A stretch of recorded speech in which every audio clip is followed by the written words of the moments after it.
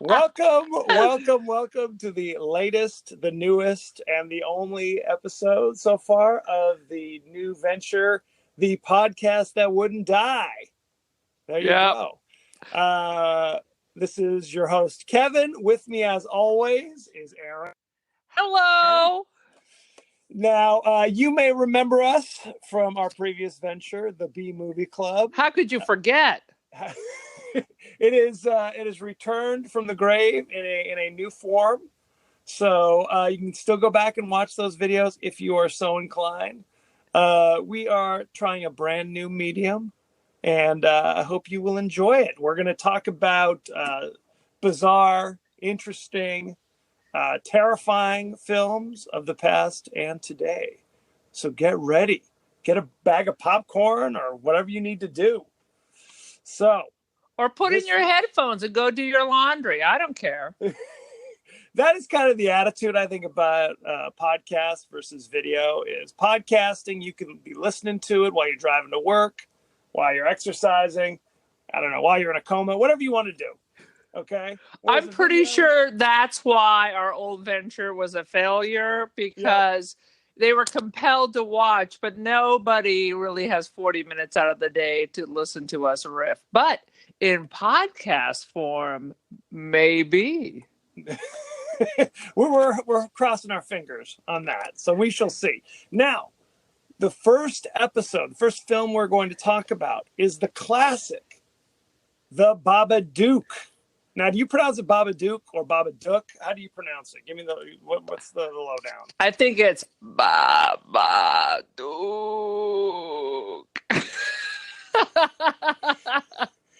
Now, was that supposed to be like the sound of a creature knocking on your chamber door, or what's the story with that? I was confused. Honestly, I think they're ripping off like The Grudge and The Ring with that whole like that deep throat, freaky. I don't even know how to describe it, but it had those certain characteristics. For sure. It came out in 2014. And it's not rated. Did you watch the not rated version? I don't know. I watched. I literally recorded it a year ago during Halloween because I had heard it was good, but I'm like, that's a stupid name. I'm not going to go see it. I don't care if it has good ratings. I'm not going based on the name. Right. No, I remember hearing good things about it. All I knew going in, because this is the first time you ever saw it. Yeah. The first time I ever saw it, right? Hang on here. Come Halloween, I tend to sit in front of my DVR and record like tens of thousands of hours of horror movies, where then I never actually watch them. So they're still sitting out there. Until I move, they will sit there, and maybe one day I'll watch it. Right. I kind of do something similar before I cut the cord many moons ago. I would record like DVR, the AMC and the Turner Classic Movies feed, and I would watch all those crazy old Hammer movies. Oh, I love it. With Peter Cushing and Christopher Lee. So there you have it. Was this like Pinewood Studios, or was that literally the movie that was on right before it? No, this was not Pinewood Studios. I got all excited. I'm like, I didn't know they had an Australian division. No. Yeah, exactly. This was filmed in Australia with Australian actors. Pinewood. I guess there are multiple Pinewood studios. Sure, why not? One of those. We don't know. We know who doesn't know. If you're coming to us looking for facts and knowledge, you've come to the wrong place. This is more in the era of Trump. This is more of a feeling podcast. We feel it is true, so therefore. Exactly. Now, what did you know about it going into it? Did you know anything? All right. What really triggered me is I was in Seattle visiting my friend Lisa, and we went to, they have a museum of popular culture, and they have a whole exhibition of horror. It was kind of cool. There's a couple of pictures on my Instagram that I'm not going to give you the address for, but good. They have compiled a list of like the top 100 movies that everyone should see. And some of these are silent, and they're not all American. You know, the old classic Right. Suspiria, which you may be familiar with.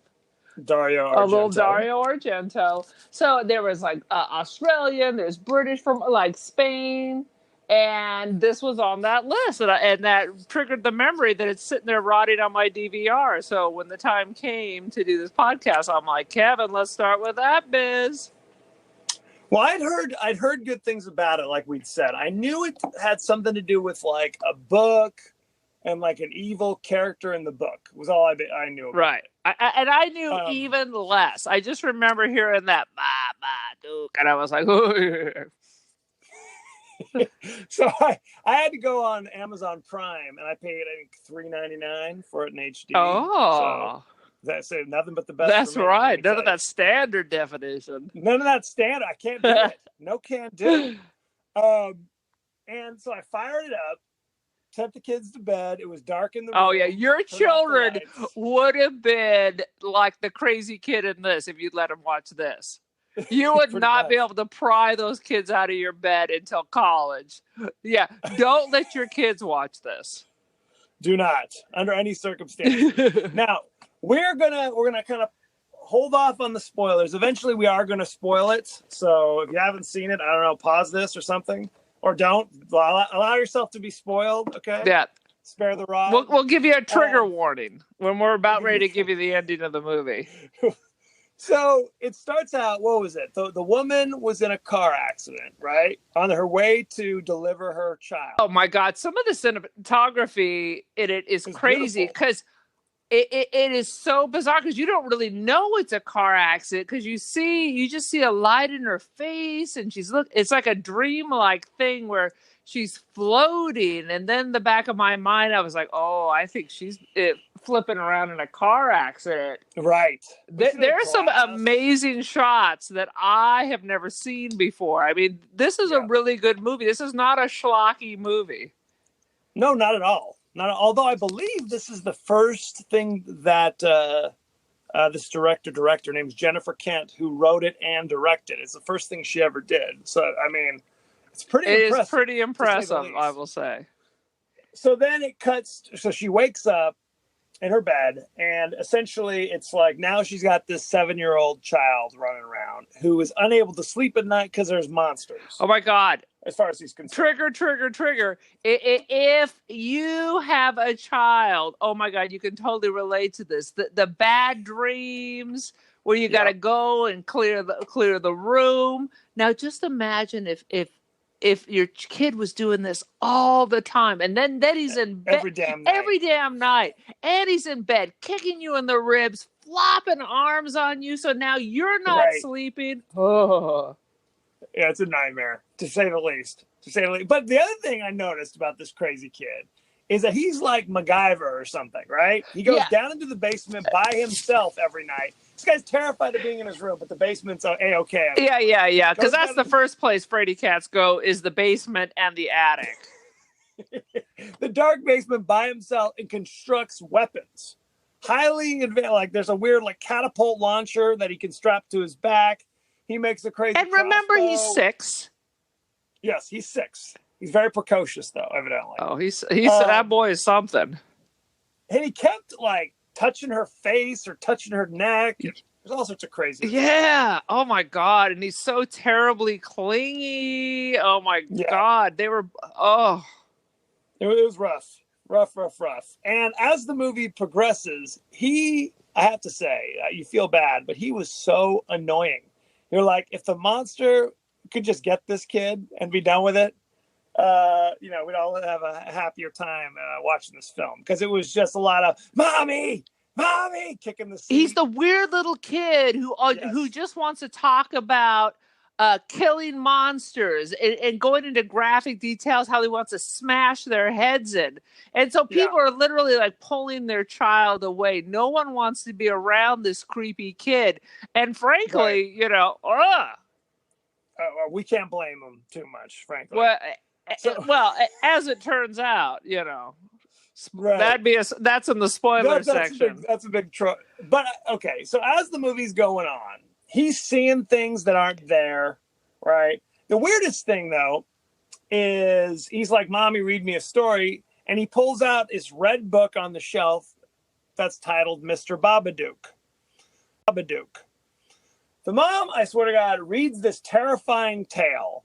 Well, first of all, let me stop you right there, because before this, her good night story was the three little pigs with graphic details of the wolf falling into a boiling pot, and she uses that to calm the kids. No wonder the kids wackadoo and I'm gonna smash the monster's head in and all that stuff. She's encouraging this. She's not exactly shutting this stuff down. She's a little fragile Frances herself. Oh, there's no question that somebody need to call Child Protective Services. Dear Lord. So the book is a lot about this creature, Mr. Babadook, who you let into your house, and it's all these terrible pictures, scary pictures, and she reads like 10 pages of this. Oh, the minute I opened it and saw the monster face, I would have been all next. I know, exactly. That goes back to the library. When it was like, she was like, honey, are you sure? And he's like, yeah, I want you to read it. So she kept reading. Okay, I'll let the 6-year-old decide what's best for him. Exactly. I just think that's millennial parenting anyway. Pretty much. It's very sad. So yeah, she's a bad parent. There's a lot of times where I'm just like, honey, you just need to lock your door. You don't need to leave your door wide open under any circumstances. You can go ahead and lock the basement while you're at it. You know what I'm saying? There are situations, and I'm not going to get into them on this show, where you need to lock the door. You know what I'm saying? Exactly. This is not a parenting podcast, but it's okay to say no to your kids so you can go to sleep and not lose your mind. Exactly. Good times. So something happens eventually, and there's a change that occurs where the mom starts to become kind of crazy. Like there's a little something that's happening. Now she's starting to see things. She's starting to be kind of like rude to people who are safe, like shouting things at people. And the kid, who was crazy annoying the entire time, he starts to kind of normalize a little bit. Like he's not nearly as annoying later in the movie, in my opinion. What are your thoughts? Oh, yeah. Well, let's go back, because I don't think we have stressed enough how insane this kid is, where it's constant attention for mom. In one scene, she's talking to her sister at the park, and he is climbing on the swing set going, Mommy, look at me. Mommy, look at me. Mommy, look at me. Like she is not allowed 1 minute, not 1 second to take her eyes away from him without him flipping out, needing constant attention. So eventually they go and look at him because he's like he's just screaming, look at me, look at me. And he's full on standing on top of the swing set.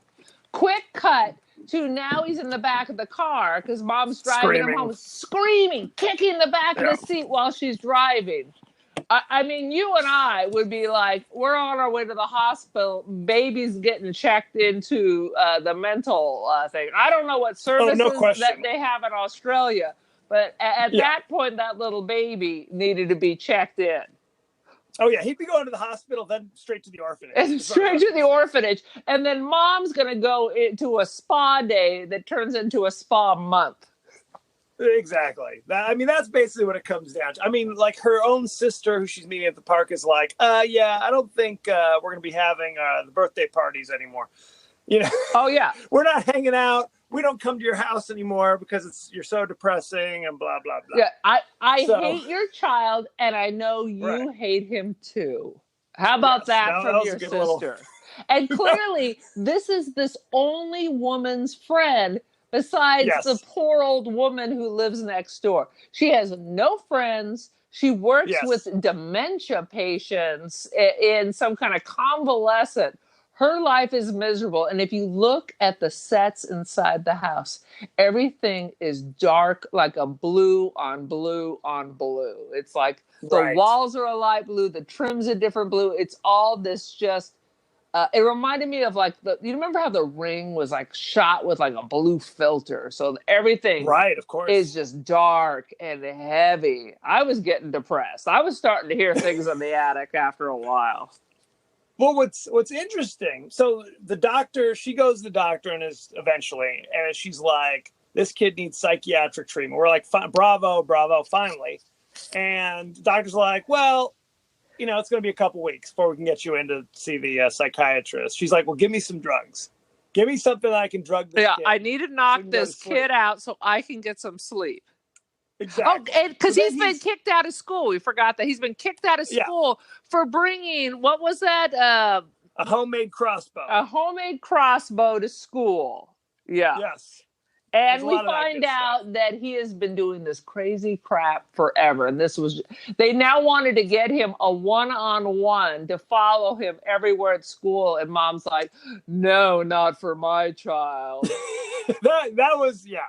That was crazy Yeah. town. It's like, yes, she should be saying, "Can the one-on-one come home with me?" Is what she should Exactly. have been saying. I need a Um, one-on-one too. That's what she should be saying. that's what she should have been saying. So all this crazy stuff's going down. The boy is now being drugged, and we're starting to see the little things, little dark shapes, like we were talking about what's happening. We also notice that the house, if you're paying attention, is a bloody sty. It is vile and disgusting. Yeah, she It's like, has which given I didn't all up notice on before. everything. Yes, she's slept so little over how long Yeah, weeks. She that hasn't slept in weeks. And weeks. now she just stays up and sits in the living room staring at like 1930s cartoons Right, of monsters and wolves and weird wolves in sheep's clothing. And right. then when the sun goes up, she goes to lay down. It's so bizarre. Yeah, it's a bad scene. Now I have to tell you, at this point, I literally wrote down in my notes, "Oh, mom's the Babadook." I was Oh. convinced she was the one. She was the bad whatever, the bad seed. She like there wasn't really a monster. It was just her. I don't know, having some sort of an episode or something. Spoiler alert: I was wrong. I was way off. Well, I would. That's a complicated answer Right. Well, yes. There's something. because Yes. Spoiler town. spoiler. Well, at one point, the Babadook in the movie goes inside of her. Yes. But I justified that like she was just crazy. Like now she was so racked with lack of sleep that she'd had a psychotic episode or something, and now she was starting to see what her child was seeing, is what I thought at the time. Or I said this is a Yeah, well, possibility, this is where the right? switch happens, where he's on Yes. medication, so he's just passed out all the time, and now she's the one who is hallucinating roaches everywhere, Oh yeah. sounds. Oh yeah. Is she walking in her sleep, or is this happening? And Yep. her, just everything about her face ages. She looks Yep. crazy. She should have won some award because she transformed herself. Her name is Essie Davis. She's an Australian Did she ever actress, do and anything she is else? dynamite. Well, I can tell you. Don't be See, I've Googling got it all right this now in the stuff. middle of the show. So this is why we need a third person here with just Google No, no, open. no. I can be quick on the draw. She is known for the Babadook. She was in a movie called Assassin's Creed. Oh no, I didn't see that. True I bet History you of the saw Kelly that. Gang, and Miss Pfister in the crypt of something. So some no. kind of crypt. There was a crypt. Anywho, you know her work. You know her I well. She's will from tell you Tasmania. at one point, but when she was really flipping out, I Yep. swear to you, I thought it was a Tracy Ullman impression. I don't know if I'm just racist because they're Australian, but Could I'm be. telling you, there was a brief moment where I was like, Tracy Ullman, are you in there with the Is Babadook? Tracy Ullman Australian? I believe so. Is she? Good Lord. Well, there you I have it. believe she lives Good times in had Bob. England there, but I don't know. It's okay. Good times. But yeah, so I'll tell you what though, when she's laying in her bed and the first time you see the Babadook like slithering on her ceiling, Oh, there was a chill that ran up my spine. I'm telling you, I was like, there's all this is kinds serious of business. goodness and Yes. truly terrifying things going in this.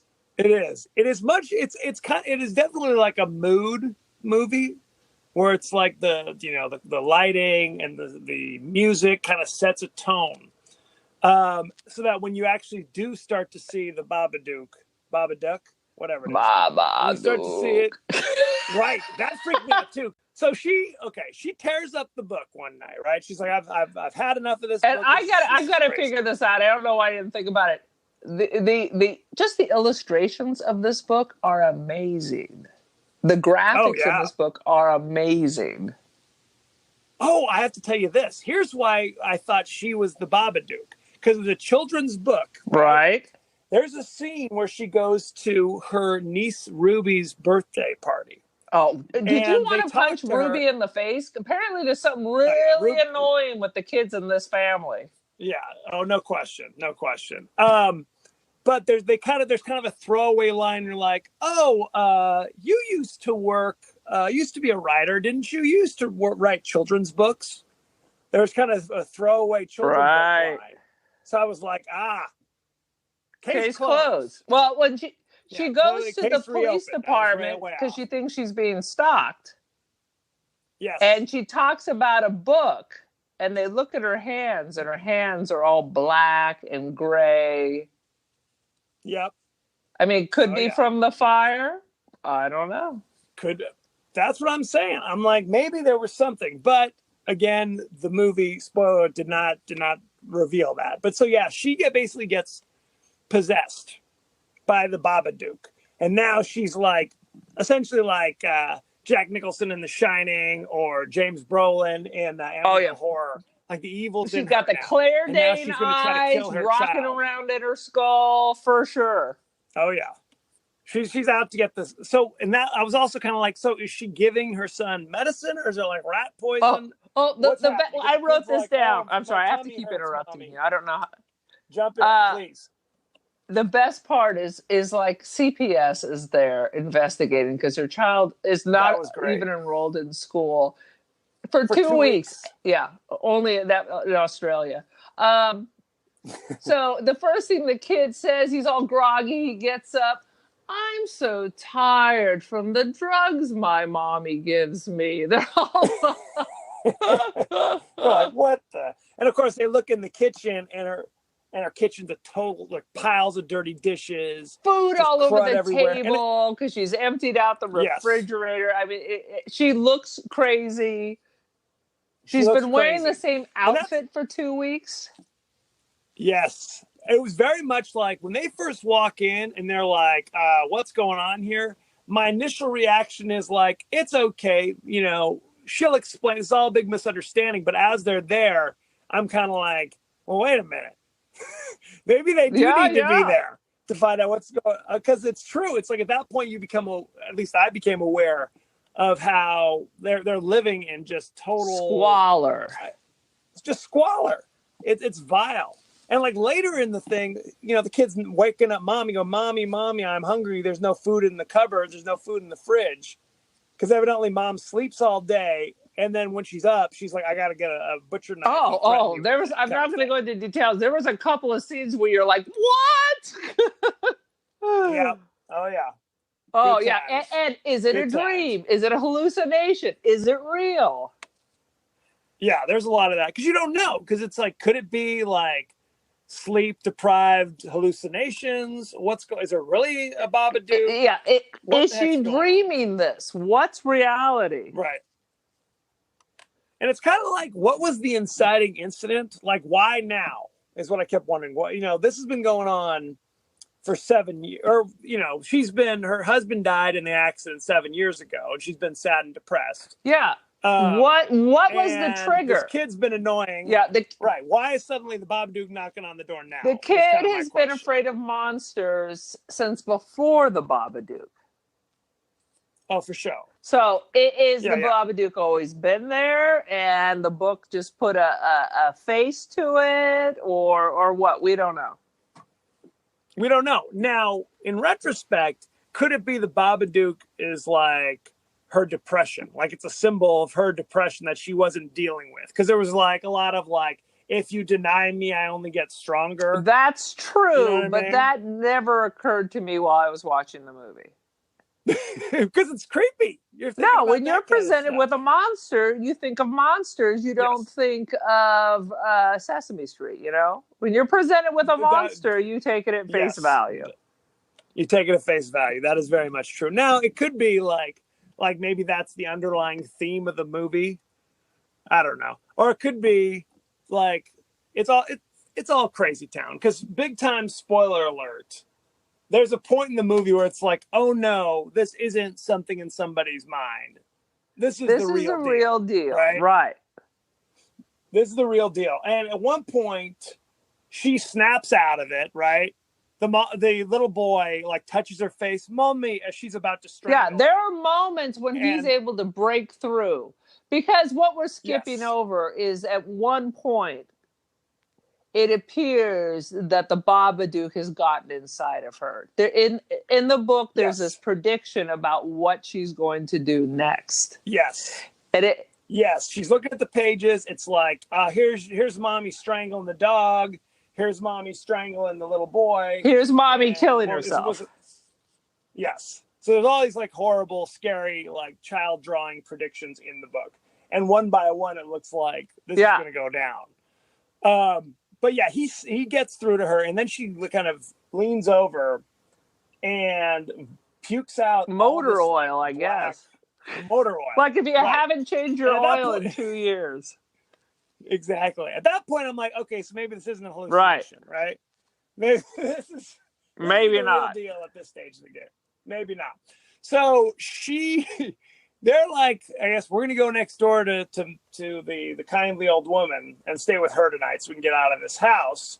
And then bang! Spoiler alert: the little boy is grabbed by like invisible hands and yanked up the stairs. Yeah, That scared me. that was some That was a good startling special moment. effects.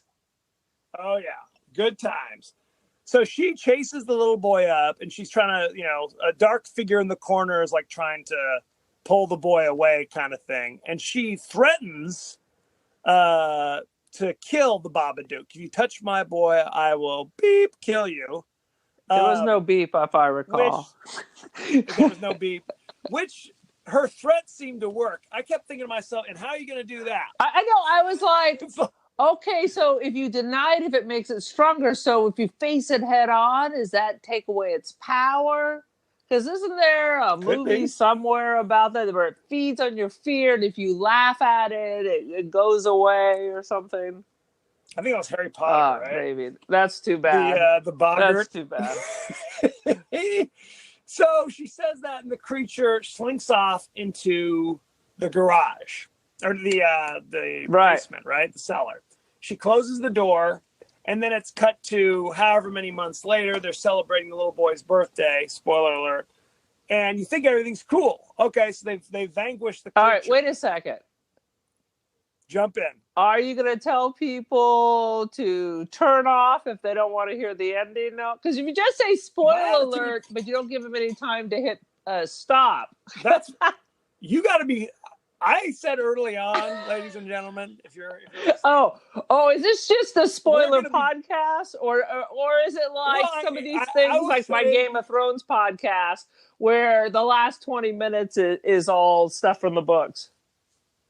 Basically, that's how I roll at this stage of the game. I told you, ladies and gentlemen, I told you, we're gonna get into this, and I will throw out the spoiler alert. At that point, you got to be quick on the trigger. You got to be quick. This is interactive. Okay. So now that we've argued about it for 10 minutes, now I think you've paused it by now. You've lost interest. You wandered off. You've already. I wanted to mention something. You really only see the Babadook in the drawings. Sometimes he appears as her ex-husband, but there are a couple of times, like it appeared in the cartoons he's watching.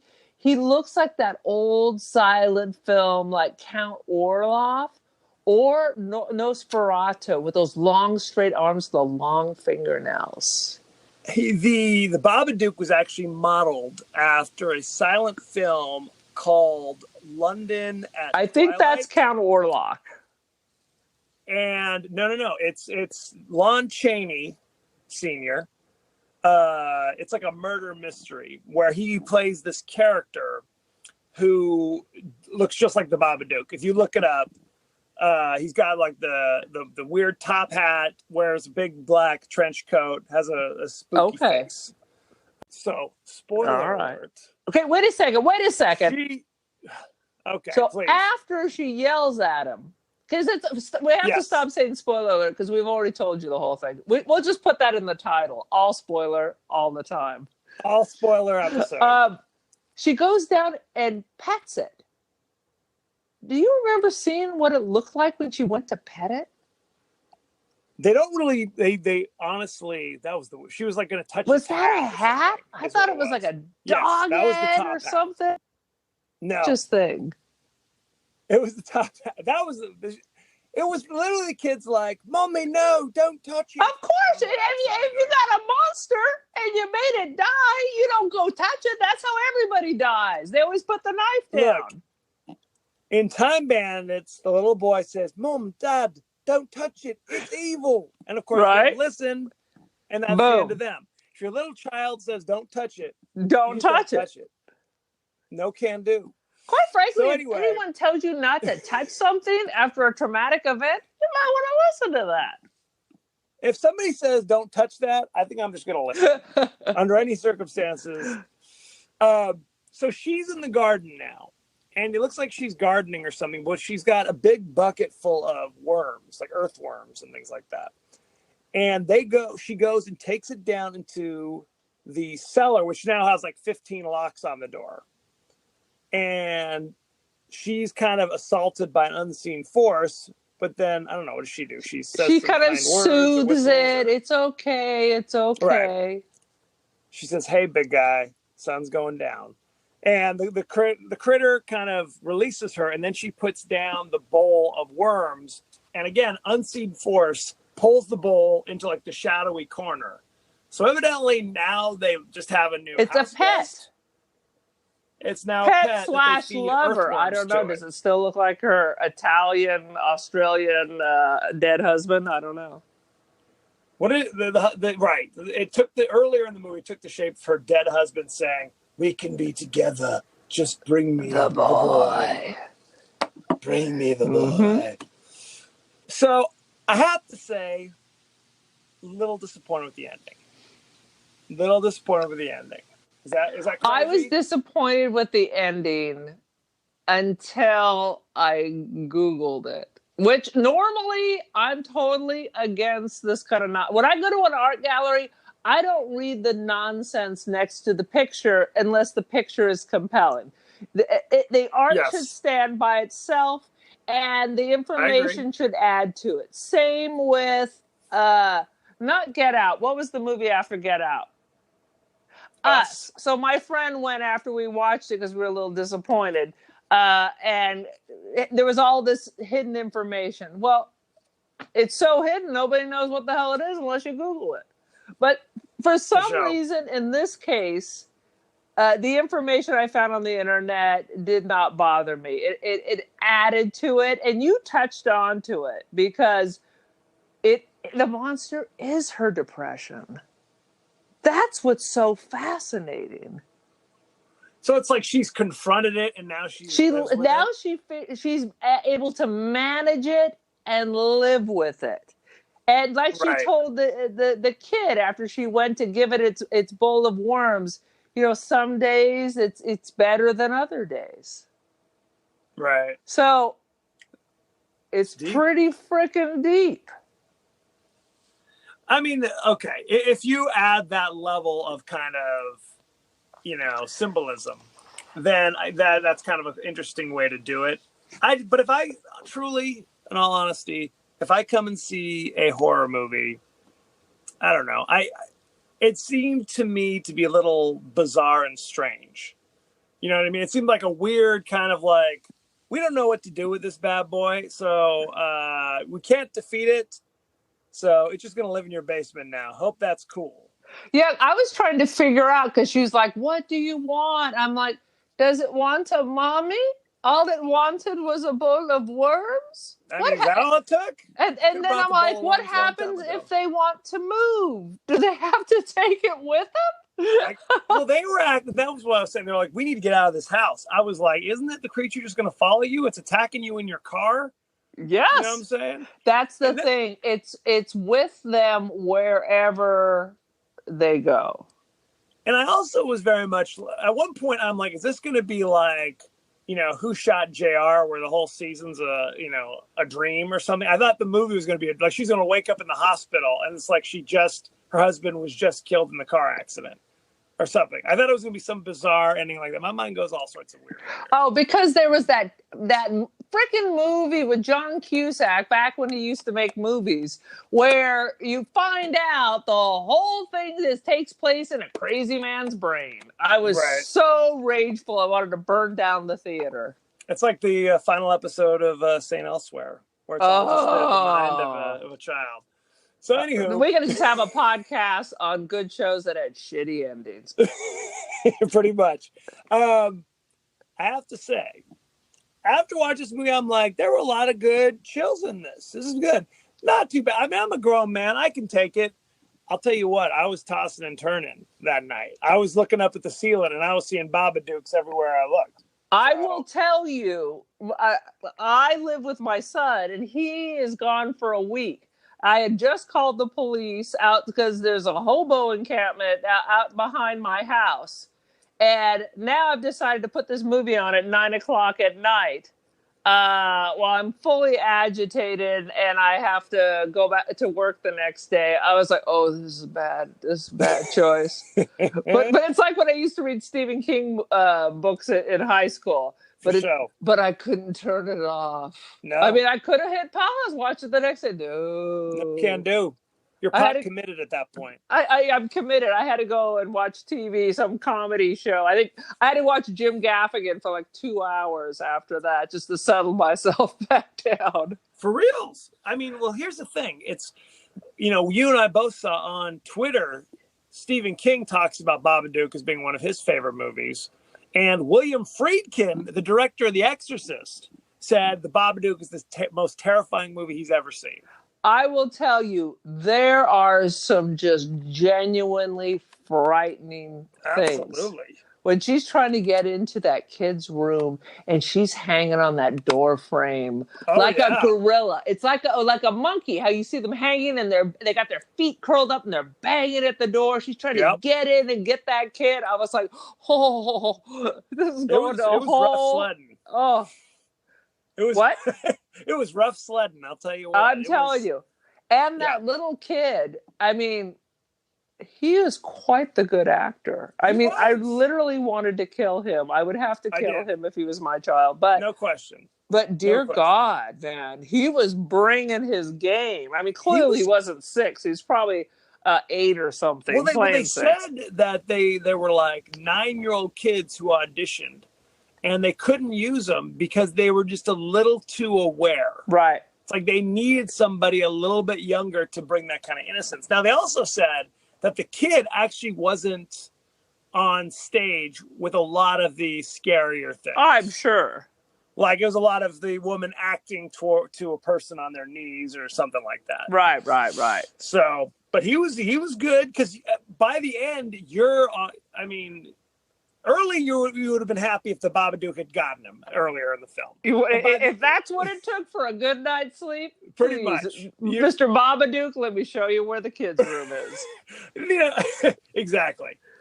Sadly. But by the end, you were definitely like, this is a sweet and lovable kid, before there was an annoying monster. So, yeah, basically, this is a story of a kid with an insane, crazy mother who blames him for the death of her husband.